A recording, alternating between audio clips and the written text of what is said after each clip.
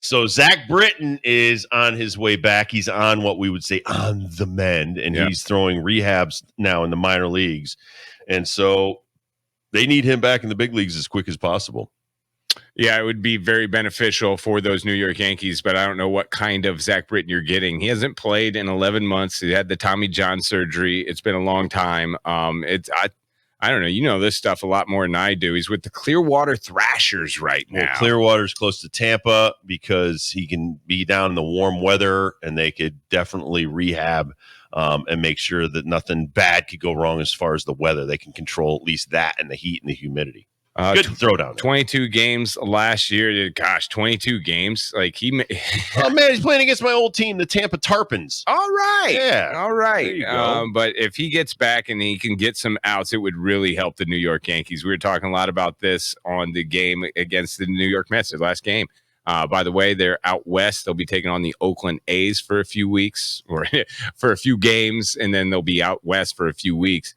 But that middle relief role is huge right now for all of these teams. Even closing. All of these teams. I mean, God, if he could get healthy by the end of September going into the postseason and maybe shut down a few games. I mean, especially you're not going to use him for 5-out saves. You're going to use this guy sparingly. That would be perfect. And now the news of Nestor Cortez and the groin injury is not going to help the New York Yankees whatsoever. As well, but don't know. Leg injuries to pitchers are almost as bad as arm. I mean, I remember when Eric Gagne blew out his knee and they were trying to rush him back. It led to his Tommy John injury. So you want to definitely get Nestor Cortez's groin 100% before you start bringing him back. They'll bring in minor leaguer right now, Greg Weissert. I love Greg. Weissert. Greg Brady from the Brady. I know Greg Brady. I know Bud Weiser. Greg Weissert. Bud. Never heard of him. No, listen, he's getting his shot. By the way, remember we brought this up, the drinking a beer through the hot dog straw? Yeah. This was, okay, well, all of the different pregame shows for baseball brought this up. They did it on MLB. They did it all over the place and stuff. They all tried it. They all said the same thing. It was awful. Makes everything worse. It makes everything worse. So you do not want to drink a good beer through a hot dog straw. It has been proven. David Ortiz was the most upset. He ruined his beer. His cerveza. I don't know if you saw this the other day. We didn't get a chance to talk about this either.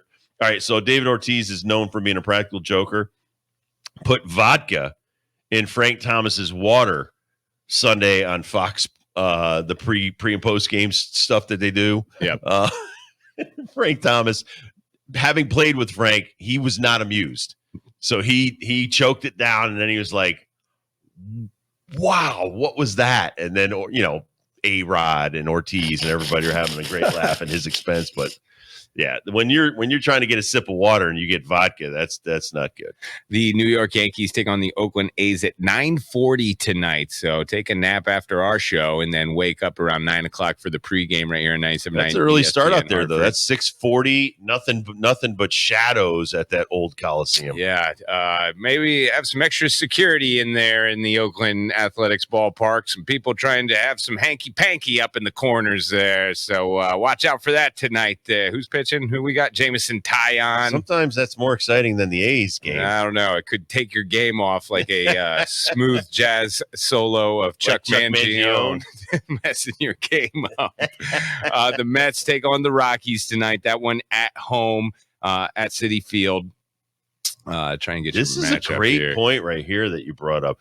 Are we going to check in more on Aaron Judge's home runs or Albert Pujols' home runs as he chases 700? It's really weird. I feel like if this is 1995, that both of those things are a humongo story. But I think that we still have to wait till we get to 697, 698. What are we on right now? I think 698. 95? I think we're on 694. 94. And for Judge, people got to wait till about 56, 57. I don't know if it's the steroids there or not, but people I don't think are going to be really impressed in the next couple of home runs when he breaks the 50 mark. I think people still think, 50 home runs, that's kind of normal in the major league. I think 50 home runs is insane this year. I think the closest dude's in the 30s. There's not many people in Major League Baseball that have ever had 50 home runs. Honestly, the ball is dead. Club. The ball might be coming off the bat at 120 miles an hour, but the ball's not going anywhere. So to hit as many as he has hit, as many opposite field home runs as he has hit, to get around 50, that should be the story that Major League Baseball is putting out there. What would you, if you can only check in with one guy, which one would you follow? Aaron Judge. Me too. Absolutely, 100%. Listen, I mean, Albert is at the end of his career. He is on fire since the All-Star break. And I think a lot of that had to do with being honored going to the All-Star game, kind of kicked another level of his game back in. But he's already said, I'm retiring no matter what. I'm not coming back to try to get 700 home runs. What this kid is doing, batting average-wise, he's at 100 runs scored. He's stealing bases. He's playing center field at 6'7". Everything that Aaron Judge is doing right now is on a different level than he's ever done in his career, and he should be rewarded by us at least following his chase of Roger Maris. Well, what's going to be brought up is 59, and that's Giancarlo Stanton, which was 2016, not that long ago. So again, I'm trying to win grandmas over here. I'm trying to win people who don't watch Major League Baseball religiously over here. I'm trying to get the same crowd that Sammy Sosa and Mark McGwire got in 1998. I don't think you're getting that. No, we're not going to get that much, but it should be enough to where it's a dent. I think you get 62. There's a lot of people who are turning their heads and watching the rest. I think you get to 700. There's a lot of people that may have fallen out of love with Major League Baseball that are tipping their cap to Albert Pujols. But on those runs, I think that Aaron Judge has better of a chance to win people over in the next month with 12 home runs, or what it would be, 14 home runs. Is that what it would be? Yeah, 14 home runs to get to 62 versus Pujols. He's at 693, by the way, versus Pujols needing 7 to get to 700. What do you think? I mean, that's double. You think? Well, listen, I was out there on the road following Sosa and McGwire. There's two different reasons why. You were chasing Roger Maris, but you're trying to win back fans. That race saved baseball, and you had the whole Cal Ripken Iron Man thing with Lou Gehrig and him winning that finally, and surpassing him games played consecutively.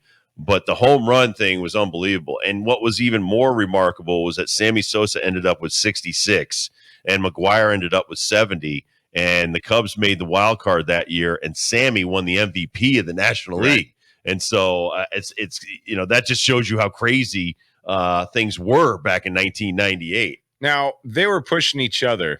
Judge has no one pushing him. Judge is completely blowing out the field when it comes to home runs this year, 2022. Think that's going to hurt as far as him getting there? And, this guy, obviously, I bring this up all the time. They win every time he hits a home run.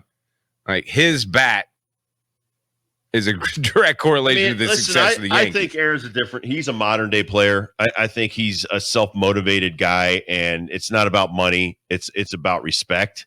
And he felt like he was disrespected by the offer he was given in spring training, the last one by the Yankees. And he's not trying to just, prove the Yankees wrong. He's also looking for a suitor. He's looking for his next team. Whether he comes back to the Yankees or not, that's here nor there. But when you're in the moment right now like he is, every at-bat, he's got a chip on his shoulder. And that's a kid he's every at-bat, I'm trying to show everybody, every negative thing that he ever has been brought up about him is going through his head. And I'm going to show you. And like you said, every time he hits a home run, it usually ends in a win for them. But I think his goal, win a championship and then get paid.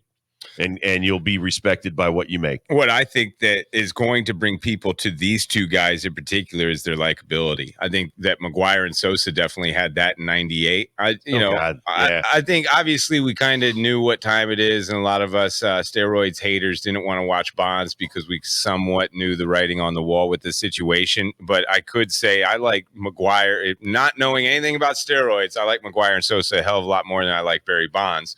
And, you can call him a hat tipper or not a hat tipper if you don't want to, but I think that Pujols gets all the respect for any baseball fan. Aaron Judge, for what he's doing, gets all the respect from every baseball fan. These guys are just likable that when they hit these marks, there's going to be a lot of hats getting tipped, and it's well-deserved.